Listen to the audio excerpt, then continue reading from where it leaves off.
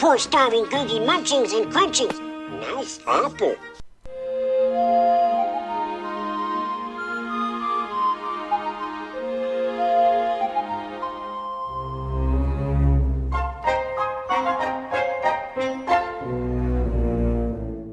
Welcome back to Disney Marvels for week of October 18th, 2020. This is episode 105.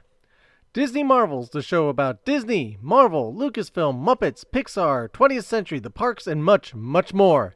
If it has to do with Disney, it's fair game. I'm your host, Matthew Graken.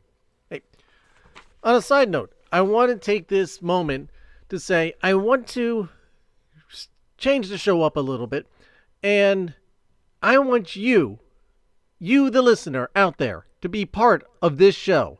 I want this segment at the beginning to be your part, to have either something that you suggest to be part of this show, your voicemails, your messages.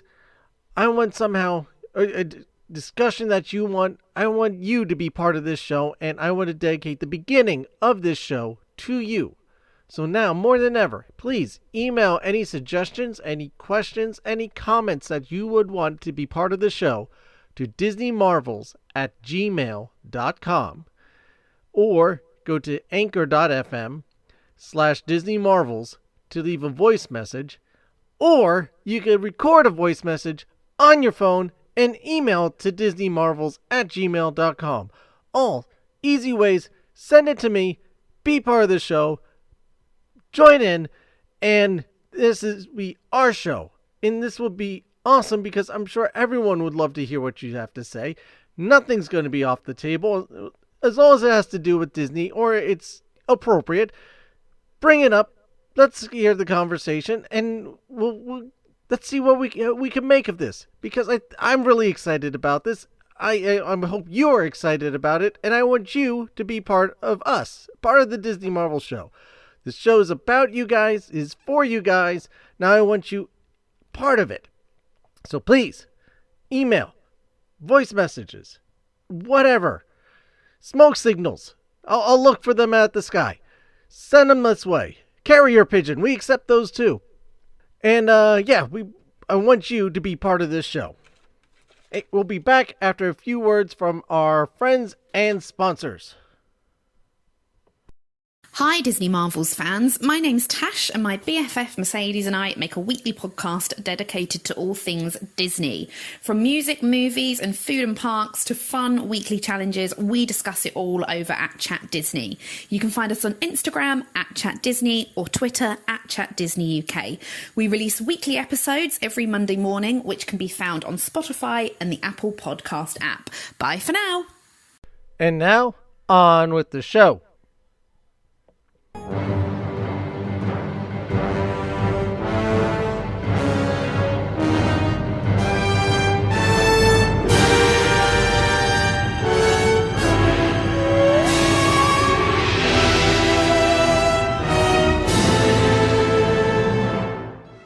Hidden by darkness, guarded by witches, discovered by a boy, stolen by a king. Whoever owns it will rule the world or destroy it. That is the tagline from, one would say, Disney's more controversial or despised or mocked, I don't know, one of Disney's darkest, and a lot of people would probably even say least loved animated feature films. And I'm talking about the one and the only, the Black Cauldron. It is based on a book, or actually a series of books. And this movie has such a muddled history and past of how it came to be, that there was the anticipation or the weight that was on Disney Animation's shoulders to make this movie was so great that it almost seemed impossible that the movie was ever going to get made. And unfortunately, it ended up probably being one of those situations that it was, well, just end it and put it out there and be done with it. It was not an easy movie for Disney to make, despite that it was something that they'd worked on for many, many years. As I said, it's based on a book series. The movie is loosely based upon the first two books in Lloyd Alexander's Prydain Chronicles. I apologize if I said that wrong. Prydain. The Book of Three and the Black Cauldron. The Chronicles, in turn, are loosely based on mythology of the ancient Wales, or the Welsh, and a collection of tales known as, I'm never going to be able to pronounce that one, Madagon. I apologize to anyone in the Welsh or the UK for my pronunciations. The production of this movie can be traced back to 1971, when Walt Disney purchased, not Walt Disney himself, but Walt Disney Pictures purchased the screen rights to Alexander's the Chronicles, Prydain. The movie took over 12 years to make, 5 years of actual production, and it cost about $25 million. About 1,000 different hues and colors were used, and 34 miles of stock film was used. It was quite the work. And fortunately, with how it all went down, was the end of a lot of historic animators' careers with Disney, or in general. But the remainder of the Nine Old Men were working on it, and people that had been there since Cinderella or Sleeping Beauty and maybe earlier. And they just said, that's it. I'm done. I can't work like this. I can't do this kind of stuff. The ambition initially was so great. And maybe one day I will have somebody on that could really talk in depth about the creation of this movie and the Titanic story of how this movie came up, the production and the release of the movie came about. But from my perspective, I remember when it came out, and to me it seemed really cool. I remember going to, I don't know if it was McDonald's, Roy Rogers, one of those. And I got a pair of sunglasses that had Gurgi on it. And to me, that was awesome, because Gurgi seemed really cool. Fast forward almost 30 years, and he's a different type of character in my perspective now. But I did rewatch the movie on Disney Plus, so that way I could talk about it better, and not something that I saw in the 80s, but something I saw recently. And it is different. It is a different movie for Disney, particularly if you look at the movies of now. You have to remember, this is a product of its time.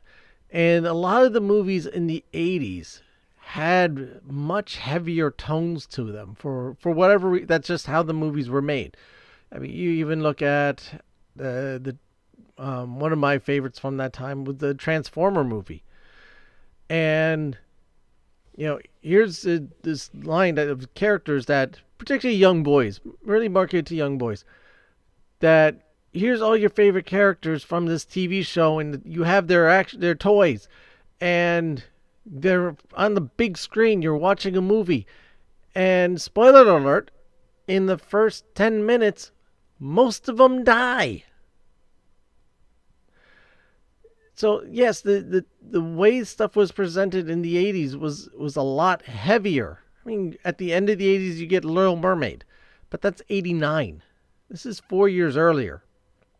And, even got movies like Great Mouse Detective, Oliver and Company, that also, not so much Oliver and Company, but at points Oliver and Company does have the heavier tones.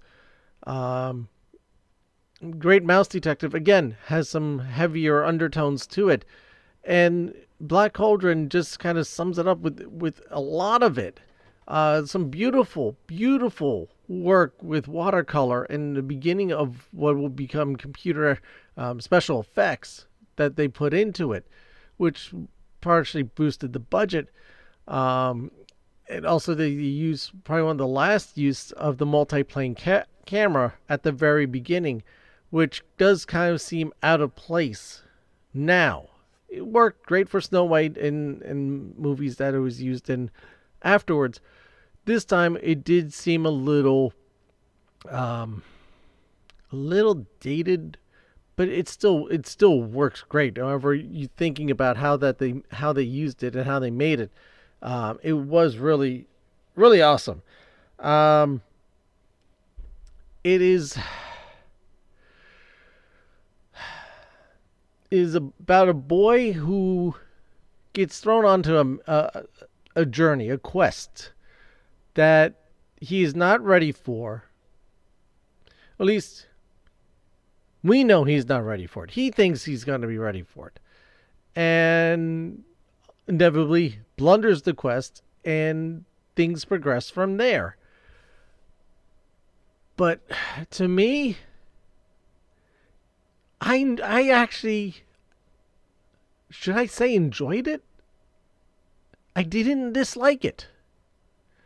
I found it. Yes, me, the one that's always trying to be positive and doesn't hate or dislike anything. I did enjoy it. It was at first, okay, it took a little bit to get going. The steam to get built up to get those wheels turning at the beginning. Of course, you're building stuff up. I enjoyed what I saw, but I also wonder what could have been. The parts that were cut out, some parts that were animated and removed, some parts that were just storyboarded and removed. The initial battle of the Horn King on the Fairy Kingdom and stuff that was left out. There's some parts that were just a lot darker than what we got, just to keep it at a PG rating. And I thought was pretty cool. It was like Disney's attempt of the Lord of the Rings. And I'm not talking the Peter Jackson Lord of the Rings. Remember, there was a Lord of the Rings, an animated Lord of the Rings that came out well before Peter Jackson ever tackled the stories. So this is kind of that, in that vein of storytelling and animation. And yes, it got butchered for the nicest way possible putting it. But you could tell that there was a lot of passion and a lot of people tried to do their best with this movie, because you have some of the special effects and animation on it is some of the best that I've seen from Disney on the hand-drawn animated end, which means anything from Winnie the Pooh and or Princess and the Frog back to Snow White. Some of the best special effects are coming from this movie, where you have the green smoke or some of the fire elements and stuff that kind of just seep through the movie and at different times, and really sets the tone and really sets things that are going to be happening, or characters and situations. And to me, those look great. And I'm not going to get hung up on the special effects, but I'm just saying, if you want to look for anything, look at these things, because they really, really change up the tones of the movie and really just carry a gravitas of setting the tone and the situation. And there's really no happy points. The beginning starts off all right. And again, following, like I said, the Lord of the Rings type of scenario, where, the Fellowship of the Rings, everything's all hunky-dory. Until one day, this ring needs to show up and you got situations going on there. In this case, instead of a ring, we have a pig. And the pig foretells the coming of the Horn King's army to find out where this Black Cauldron is. Strangely enough, only a pig knows where the Black Cauldron is. Don't question it. That's the story. It has something to do with mythology, most likely. Whatever. I'm running with it. I'm not questioning it. And so our hero has to go and deal with it. It's like I said, peculiar. Yes. Is it different? Of course. Is it a little strange? You entrust the junior handler of a pig to go on this quest, and yeah, I mean, Taran is he's a quirky type of character. But you kind of go with some of the other British novelizations from that time. Frodo. You got the characters from Chronicles of Narnia. And you kind of see a pattern in how some of these characters are developed and are portrayed.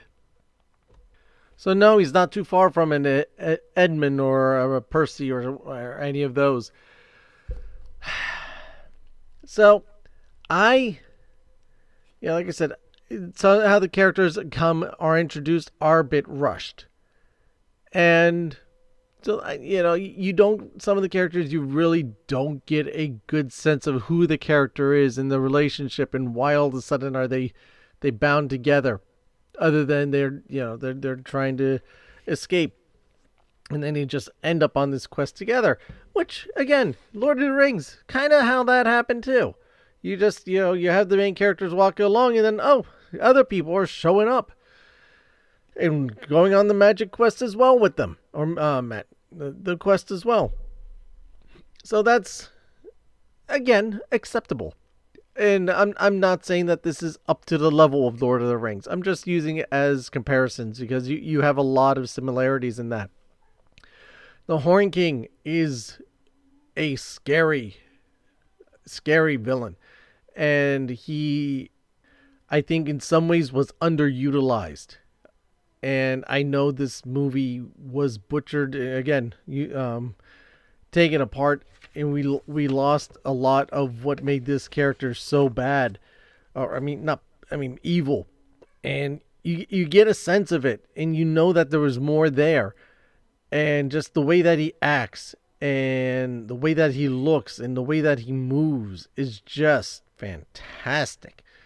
And like I said, you just get this sense of he could have been one of the great villains of Disney history if it wasn't for the circumstances of this movie. I mean, moving on to the circumstances, the management team at the Walt Disney Productions changed during this movie's post-production in 1984. It's when Katzenberg, the newly installed chairman of the Walt Disney Studios, he screened the nearly completed movie, and he was appalled by its darkness and graphic nature.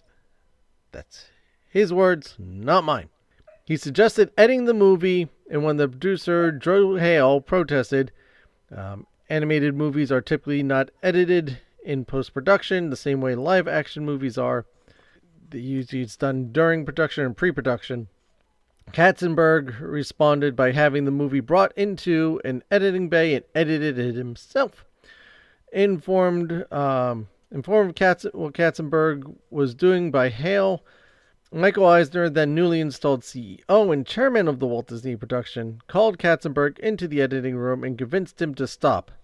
Though he did what Eisner insisted, Katzenberg requested that the movie be modified. Such a compromising deal was reached.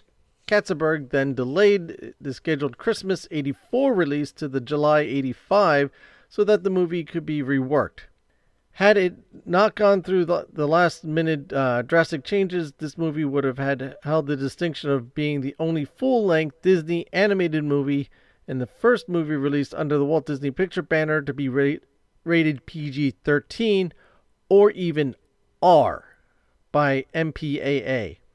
After several months of hard work, the final cut ultimately received just a PG rating from the MPAA, the first Disney animated movie, and the only one until Dinosaur in 2000 to have a PG rating. Can you imagine a Disney movie, an animated Disney movie with an R rating. And the R rating is not because of, put this in a family friendly way, adult content. It has more to do with graphic visuals of gore and violence, probably. I mean, you have the undead soldiers, or better known as the Cauldron Born. And this is before Game of Thrones, everyone. So Cauldron Born is, or something that sounds very similar to that, is not a Game of Thrones thing. That actually has to do with Black Cauldron. They're creepy enough as it is in PG. Imagine what that would have been with an R movie. Again, the potential that this movie had. I wish, and it's Disney, and knowing how Disney usually operates, there's a version of this film, or there is the segments of this film locked away, deeply locked away into a vault somewhere. I would love one day to be able to sit down. God rest his soul, I wish Dave Smith was still here, because I would be calling him up and say, Dave, I want to have a viewing of the original cut of this movie. Everyone calls for the Snyder cut of Justice League. I want the Hale cut of Black Cauldron, because there is so much potential, I think, hidden within this movie. People poo-poo it and talk it down, because that's sometimes the easy thing to do. I like to look for the harder angle and think what could have been, and I think there could have been a lot to this movie. I think there could have been some very interesting twists and some fantastic animation work that could have really changed the face of animation. When you're talking about respects to storytelling and visualization. Remember, when Snow White came out, there had never been a full-length featured animated movie before. And there was never a serious full-length really animated objects before. Before Snow White, cartoons were usually there as fillers, entertainment, and lighthearted fun. Snow White, people thought, again, and I know I've told you this in the past, was going to be Walt Disney's Folly. Everyone was expecting it to fail. They were going in for a laugh. And when they came out and felt the emotional movements and the power of Snow White, they couldn't believe what they saw. And that changed the face of animation at that point. Pinocchio did the same, kept on going. And from there, this, I think, could have had almost a similar feel to it. You think back to Rescuers and just how dark and gritty that was, and how unique that stands out, especially at that time. And again, that one is the late 70s, so it's still kind of around that same time. I think an action adventure movie of that caliber by Disney Animation would have changed the perspective. And that was part of the problem. And that's the problem that Katzenberg was having. We are Disney. We don't do dark. Right around that time is whenever Disney came out with Touchstone Pictures. So this way they can do slightly more adult-oriented movies like Pretty Woman I'm not Pretty Woman, sorry. Splash. And some of these other movies to not have it bear the Disney name, so that way people don't think it's a kid's movie, because it is not. This is something that plagued the Black Cauldron, and not being able to produce it to the potential that I think a lot of the animators and the producers wanted to do. They wanted to show, we can take the next step. We can do something bigger with this. We can make a movie that people were not expecting. And they weren't allowed to. This is, again, when Eisner was just coming in the door, so a lot of things were changing at Disney. Changing of the guard and everything. I mean, you know, Fox and the Hound is a very Disney-esque type of movie, particularly around that time. It's, you got the songs, you like the little animals running around talking to each other. It is a very safe and contemporary movie. And, Oliver and Company, little step above that, but again, safe and contemporary movie, but they start bringing in some bigger names in that. You have Bette Midler and Billy Joel involved in it. This one doesn't have too many huge names in it. And again, I enjoyed it, and I kind of wanted more from it. And maybe that's the problem that a lot of people have, that they do want more from it. And I know, no fault of its own, that we'd lost those things. And it is worth trying. Like many foods, worth trying once and then form your own opinion on it. Just because one person says sushi is amazing doesn't mean that you're gonna love it. So have you seen Disney Pictures' The Black Cauldron? And what is your honest take on it? Not necessarily what someone else told you, but what is your honest take? And if you hated it, let us know. And let us know why. If you loved it, let us know, and let us know why. Send all that information. Join the conversation on Facebook, facebook.com/Disney Marvels Podcast, or our Facebook group, facebook.com/groups/Disney Marvels Podcast.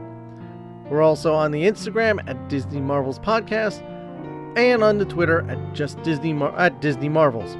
You can also email the show with your answers or suggestions to disneymarvels@gmail.com, or you can leave us a voice message through the Anchor app and or websites. Links to everything are in the show notes. I want to thank you for your time. I know how crazy and just unpredictable life is at the moment, and apologize for missing out on an episode the other week and delay on this episode. It is, like I said, crazy times for everybody, crazy times all around. Make it a double. The fact that you've taken some of that crazy time and been able to spend it with me really means a lot. I really appreciate it. The only thing I can ask in return is please tell your friends, tell your neighbors, anyone that you know, that or stranger down the street wearing a Disney shirt. Let them know about the Disney Marvels podcast. Tell them about it. Get more people listening. Or if you don't want to talk to a stranger down the street, go onto iTunes. Hop onto iTunes and give us a rating there. Leave a review. That really helps push the show, and more people gets exposed to more people. And we have a bunch of 5-star. We have only 5-star reviews at the moment. I still can't believe that. And I really thank you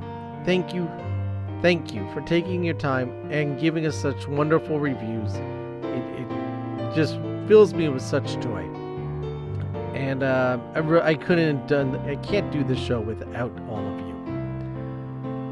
So please spread the word. Help this Disney family get to be bigger. The bigger the Disney family, the better. Won't believe that, and I believe it. Don't also forget to subscribe to the show. This way you always know when new episodes are posted. But also, while you're at, consider becoming a premium subscriber. You could do that over at anchor.fm/DisneyMarvels/support, or you can find us on our Patreon page. Links to that also in the show notes. Patreon, you get some cool stuff too, so maybe that's something to consider. Because remember, this show is brought to you by listeners like you.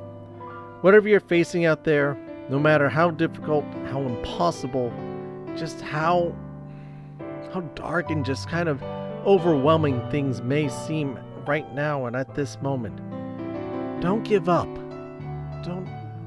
There is a light. Look for this light that's inside you. And I don't want to hear it's not there, because it's there. It's in all of us. But that light that's inside you is special to you. It's not someone else's. It is your own. And you need to find it. Sometimes it's hidden really far down. But trust me, it is there. Find it, embrace it, let it warm you, let it embrace you, let it shine for the world to see. Because because you are special. You are worth it. You are amazing and beautiful. Don't let anyone ever say otherwise. Believe in yourself. Be your own hero. Never give up. Never give in. I'm going to end this show with a quote from Walt Disney himself. You're dead if you only aim for kids. Adults are only kids grown up anyway. And that is from Walt Disney. Thank you again for listening, everyone, and I'll see you next time.